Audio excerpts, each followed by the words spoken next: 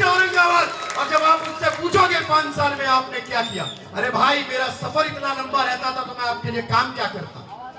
जरा सोचिए, जो शख्स 5 साल में मुसलमानों का मुस्तकबिल बदल सकता था, अरे मेरे भाई 40 साल बाद आपके बीच में एक मुस्लिम क़यादत आई थी, एक मुस्लिम रहनुमा पार्लियामेंट में गया था। अगर वो गैरतमंद लीडर होता, अगर उसके अंदर गैरत जिंदा होती तो आने वाले नस्लों का, लेकिन नहीं मेरे भाई, उनका काम सिर्फ अपने बैंक बैलेंस को भरने का था।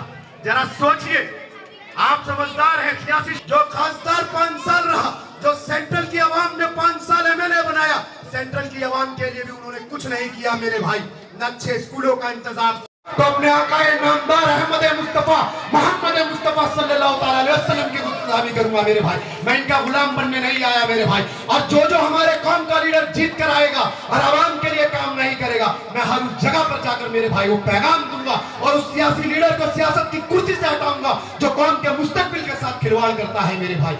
आज ये इत्तेहाद के नाम पर तुमसे वोट मांगने आएंगे मेरे भाई, कोई गलती मानेगा कोई रोएगा, सोचना आपको है कि एक गलती से आपके 5 साल आने वाला मुस्तकबिल छीन लिया जाता है, एक गलती से इन मासूम बच्चों का मुस्तकबिल बर्बाद हो जाता है, एक गलती से इन गरीब आवाम का जो अस्पतालों में इलाज हो सकता है वो बर्बाद कर दिया जाता है। इस बार मेरे भाई गलती में मत आओ। एक बेबाक लीडर, एक बेबाक जुबान आपके बीच में है, मैं जानता हूं डॉक्टर साहब आपकी आवाज उठाएंगे मेरे भाई, मैं जानता हूं, और मैं जाते जाते अपने अल्फाजों से बताता जाऊंगा।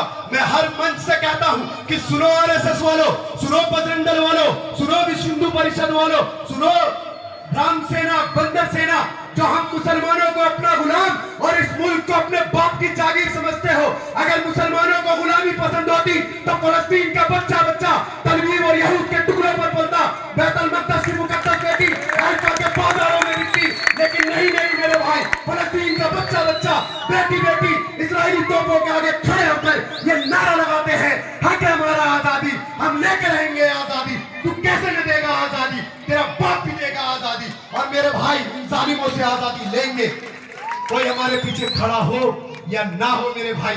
मैं आपको बता रहा हूं, मैं डरने और घबराने वाला नहीं हूं। मैं उस इलाके से आया हूं जहां पर हमारी आबादी नहीं है, मैं चारों तरफ से आरएसएस, बजरंग दल, विश्व हिंदू परिषद से घिरा हुआ हूं, लेकिन मेरे अंदर एक जज्बात है कौम के लिए, एक जज्बा है, एक हौसला है, और जब तक हिम्मत है अपनी आवाज को बुलंद रखूंगा।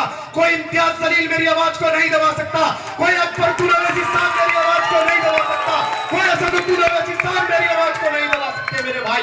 मेरे ख्वाबों को लूटा है किसी ने, मैं सबकी खामोशी पर मुस्तैल हूं, मेरे लहजे में सच का वाकपन है, मैं अपनी कौम की जिंदा नस्ल हूं, जिंदा नस्ल हूं। मैं झोली फैला रहा हूं मेरे भाई आपके आगे इत्तेहाद की, डॉक्टर साहब के लिए भरेंगे मेरी झोली को, हाथ खड़े करके बोलिए मेरे भाई, मेरे बड़े भी सुन रहे हैं, मेरे नौजवान भी सुन रहे हैं, एक एक हाथ खड़े करके वादा कीजिए मेरे भाई, क्या आप लोगों को 20 तारीख को घर से निकलकर डॉक्टर साहब को कामयाब करिए। अल्हम्दुलिल्लाह रब्बिल आलमीन।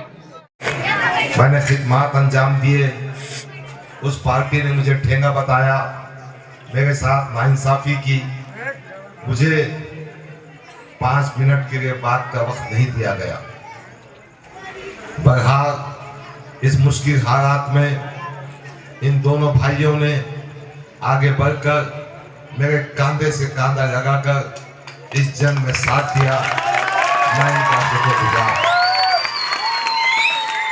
दूसरी बात, मैं मशहूर आलम दीन महाराष्ट्र के नहीं, बैनुल अक़वामी सतह के आलम दीन मौलाना मोहतरम आली जनाब सज्जाद नोमानी साहब का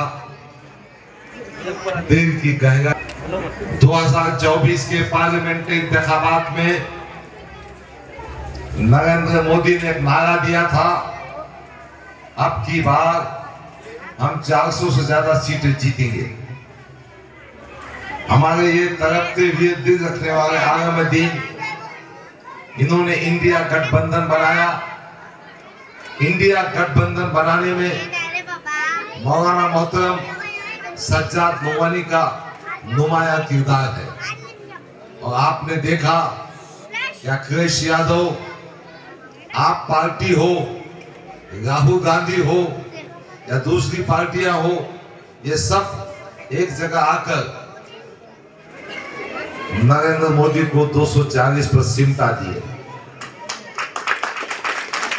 यही बात को आगे बढ़ाने के लिए महाराष्ट्र के असेंबली इंतखाबात में मौलाना ने इस फिक्र को आगे बढ़ाने के लिए कि हम समाजों में इत्तेफाक पैदा हो, फिस्ताई ताकतें, फिरका परस्त ताकतें, वो ताकतें जो भारत के संविधान को नहीं मानती हैं, वो ताकतें जो हिंदुत्व के नाम पर मुसलमानों पर, दलितों पर, आदिवासियों पर जुल्म करती है, उन ताकतों को सत्ता से दूर रखना। इसीलिए मौलाना मोहतरम ने 288 सीटों पर उम्मीदवारों की तायीद की है। 17 सीटें ऐसी हैं जहां उन्होंने महाविकास अघाड़ी की तायीद नहीं की। औरंगाबाद मशरिक की जो सीट है उसमें आती है, चूंकि यहाँ पर समाजवादी पार्टी का मुकाबला महाविकास अघाड़ी से भी है, उनका कैंडिडेट बहुत कमजोर है। मैं एक बात और बताना चाहता हूं। मैं जब 10 मिनट के लिए मौलाना मोहतरम के पास गया, मौलाना मोहतरम ने मेरी बात तो सुनी और उसके बाद 3-4 बातें मुझसे कही 2-3 मिनट में। उन्होंने एक बात कही कि डॉक्टर साहब, मेरी ये उम्मीद और तवक्को है कि जो आदमी एमएलए बनता है वो अपनी कौम और मिल्लत से दयानतदार, ईमानदार और सच्चा रहे।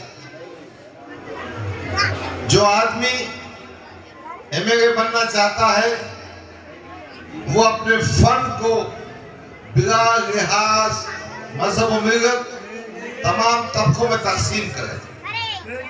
जो आदमी एमएलए बनना चाहता है वो इस बात को खास तौर पर समझे कि ये देश की एकजुटती, आपसी भाईचारा बहुत अहम है। हमको नफरत की दीवार को गिराना होगा। मैं सलाम करता हूं मौलाना की इन बातों को कि आज हिंदुस्तान गंगा जमुना तहजीब का मजहब देश है। यहाँ दलित भी बसता है, यहाँ हिंदू भी बसता है, आदिवासी भी बसता है और अहले ईमान भी रहते हैं। यकीनन मस्जिदों पर लाउड स्पीकर रहेगा, मंदिरों में घंटियां बजती रहेगी, बुद्ध विहार में अपनी इबादतें होती रहेगी। यही देश की खूबसूरती है।